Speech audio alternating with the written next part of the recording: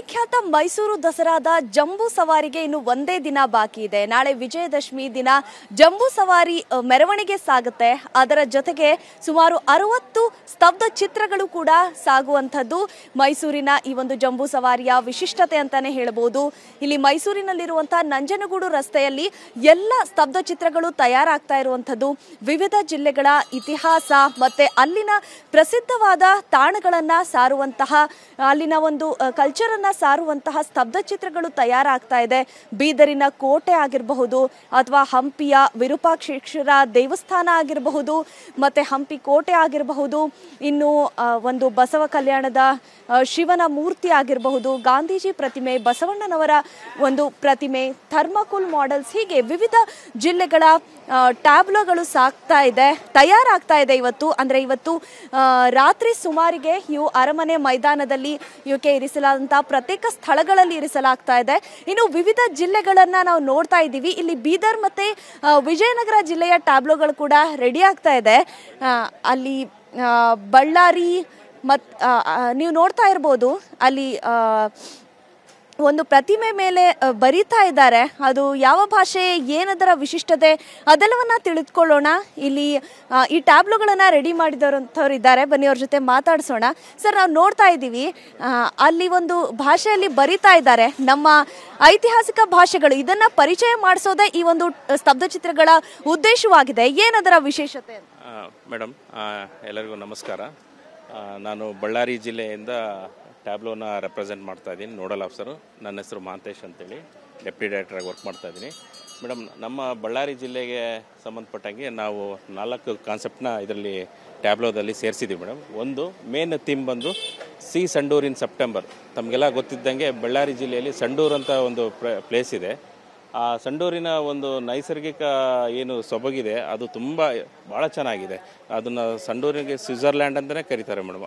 Especially ಈ monsoon ಸೀಸನಲ್ಲಿ, ಈಗ ಮಳೆಗಾಲದಲ್ಲಿ ತುಂಬ ಚೆನ್ನಾಗಿದೆ ಮತ್ತು ಟೂರಿಸ್ಟ್ ಪ್ಲೇಸ್ ಇದೆ. ಹಂಗಾಗಿ ನಾವು ಟೂರಿಸಮ್ ಕಾನ್ಸೆಪ್ಟನ್ನ ಡೆವಲಪ್ ಮಾಡೋದಕ್ಕೋಸ್ಕರ ಸಂಡೂರಿನ ಕಾನ್ಸೆಪ್ಟ್ ತೊಗೊಂಡಿದ್ದೀವಿ ಮೇಡಮ್.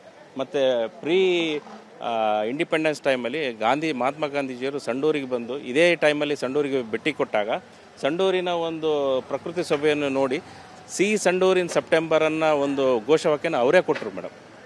ಈ ಟೈಮಲ್ಲಿ ನೀವು ಸಂಡೂರು ವಿಸಿಟ್ ಮಾಡಿ ಅಂತೇಳಿ ಪ್ರವಾಸಿಗರಿಗೆ ಒಂದು ಘೋಷವಾಕ್ಯ ಕೊಟ್ಟರು. ಅದನ್ನೇ ನಾವು ಮೇನ್ ಥೀಮಲ್ಲಿ ಹಾಕ್ಕೊಂಡಿದ್ದೇವೆ ಮೇಡಮ್. ಅದರ ಜೊತೆಗೆ ಸಂಡೂರಿನಾಗೆ ಸಂಬಂಧಪಟ್ಟಂಗೆ ಒಂದು ಸಂಡೂರಲ್ಲಿ ಯಾಣದೇ ಒಂದು ರಿಪ್ಲಿಕಾ ಒಂದು ಪ್ಲೇಸ್ ಇದೆ ಮೇಡಮ್. ಅದಕ್ಕೆ ಉಬ್ಬಲಗಂಡಿ ರಾಜಾಪುರ ಅಂತ ಒಂದು ಸ್ಥಳ, ಅದನ್ನು ಕವರ್ ಮಾಡಿದ್ದೀವಿ ಮೇಡಮ್. ಅದರ ನಂತರ ಬರೋದು ನೆಕ್ಸ್ಟು ಅಶೋಕನ ಶಿಲಾಶಾಸನ ನಿಟ್ಟೂರು ಅಂತ ಒಂದು ಸ್ಥಳ ಇದೆ ಮೇಡಮ್, ಸಿರುಗುಪ್ಪ ತಾಲೂಕಲ್ಲಿ. ಅಶೋಕದವರು ಏನು ಆವತ್ತಿನ ಕಾಲದಲ್ಲಿ ಅವರು ಸಂಚಾರ ಮಾಡಬೇಕಾದ್ರೆ ಆ ಪ್ಲೇಸಿಗೆ ಬಂದಾಗ ಅಲ್ಲಿ ಅವರು ಒಂದು ಶಾಸನ ಮಾಡಿಸ್ತಾರೆ ಮೇಡಮ್. ಅದು ಪ್ರಾಕೃತ ಮತ್ತು ಬ್ರಾಹ್ಮಿ ಲಿಪಿ ಮತ್ತು ಪ್ರಾಕೃತ ಭಾಷೆಯಲ್ಲಿ ಇದೆ ಮೇಡಮ್. ಅವತ್ತಿಗೆ ಏನಿದೆ ಅವರ ಒಂದು ಡೆವಲಪ್ಮೆಂಟ್ಸ್ ಆ ಇನ್ಸ್ಕ್ರಿಪ್ಷನಲ್ಲಿ ಅವರು ಮೆನ್ಷನ್ ಮಾಡಿದ್ದಾರೆ ಮೇಡಮ್. ತದನಂತರ ಬಂದಾಗ ಬಳ್ಳಾರಿಗೆ ಸಂಬಂಧಪಟ್ಟಂಗೆ ಸಂಗನಕಲ್ಲು ಅಂತ ಬರುತ್ತೆ ಮೇಡಮ್. ಸಂಗನಕಲ್ಲು ಅನ್ನೋ ಒಂದು ಸ್ಥಳ ಬಳ್ಳಾರಿಯಿಂದ ಒಂದು 8 ಕಿಲೋಮೀಟರ್ ದೂರದಲ್ಲಿದೆ. ಇದು 4,500 ವರ್ಷಗಳ ಹಿಂದೆ ನವಶಿಲಾ ಯುಗದ ತಾಣ ಅಂತ ಇತ್ತು. ಅಂದರೆ 5,000 ವರ್ಷದ ಹಿಂದೆ ಜನಗಳು ಇಲ್ಲಿ ವಾಸ ಮಾಡ್ತಾಯಿದ್ರು. ಮತ್ತು ಅಲ್ಲಿ ಕಲ್ಲಿನಿಂದನೇ ತಯಾರಿಸಿದಂಥ ಆಯುಧಗಳನ್ನ ತಯಾರಿಸಿ ಅಲ್ಲಿ ಅದನ್ನು ಒಂದು ಕಾರ್ಖಾನೆಯಾಗಿ ಮಾಡಿದರು. ಕಲ್ಲಿನಿಂದನೇ ತಯಾರಿಸಿದ ಆಯುಧಗಳು ಪ್ರತಿಯೊಂದನ್ನು ಕಲ್ಲಿಂದ ಆಯುಧಗಳನ್ನೇ ತಯಾರಿಸಿ ಅಲ್ಲಿ ಬಳಸ್ತಾ ಇದ್ರು ಅಂತೇಳಿ ಒಂದು ಐತಿಹಾಸಿಕ ಕುರು ಇದೆ ಮೇಡಮ್. ಮತ್ತು ಅದ್ರ ಪಕ್ಕದಲ್ಲೇ ಒಂದು ಶವಪೆಟ್ಟಿಗೆ ಅಂತ ಒಂದು ಬರುತ್ತೆ ಮೇಡಮ್. ಕುಡುತಿನಿ ಅಂತ ತಾವು ಪ್ಲೇಸ್ ಕೇಳಿದರೆ ಬಳ್ಳಾರಿ ಹತ್ರ, ಅಲ್ಲಿ ಸುಮಾರು ಮಣ್ಣಿನ ಶವಪೆಟ್ಟಿಗೆ ಸಿಕ್ತು ಉತ್ಖನನ ಮಾಡಬೇಕಾದ್ರೆ. ಅದು ತುಂಬ ಐತಿಹಾಸಿಕ ಅಂತ ಜಾಗ.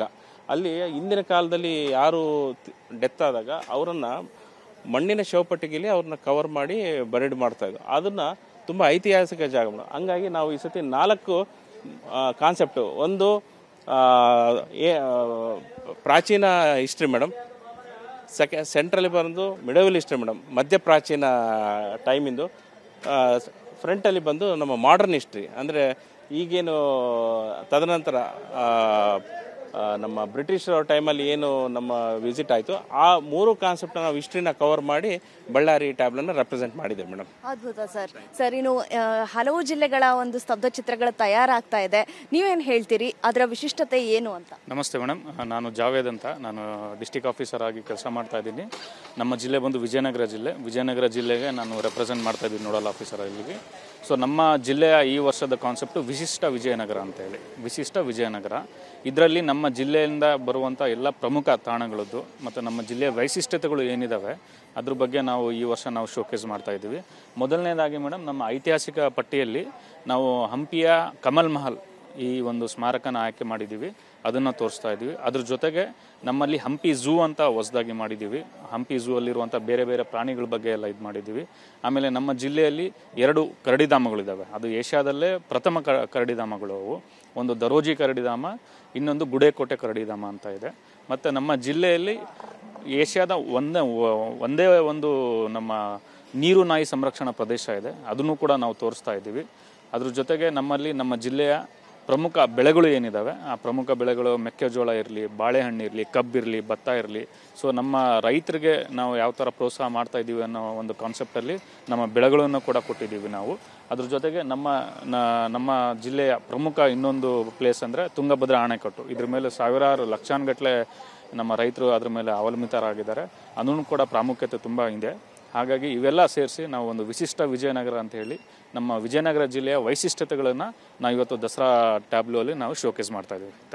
Thank you so much sir. ನೋಡಿದ್ರಲ್ಲ, ಕೇವಲ ಐತಿಹಾಸಿಕ ತಾಣಗಳ ಜೊತೆಗೆ ಅಲ್ಲಿಯ ಒಂದು ಜಿಲ್ಲೆಯ ಪ್ರಮುಖ ಬೆಳೆಗಳು ಯಾವುದು ಅದೆಲ್ಲವನ್ನು ಕೂಡ ಪರಿಚಯ ಮಾಡಿಸುವಂಥ ಕೆಲಸ ಈ ಟ್ಯಾಬ್ಲೋಗಳ ಮೂಲಕ ಆಗ್ತಾ ಇದೆ. ಸೊ ಜಂಬೂ ಸವಾರಿಗೆ ಸಕಲ ಸಿದ್ಧತೆಗಳು ಈ ರೀತಿಯಾಗಿ ನಡೀತಾ ಇರುವಂಥದ್ದು. ಕ್ಯಾಮ್ರಾ ಪರ್ಸನ್ ಮಹೇಂದ್ರ ಜೊತೆ ಅನುಷಾ ಗೋಪಾಲ್ ಕೃಷ್ಣ, TV9 ಮೈಸೂರು.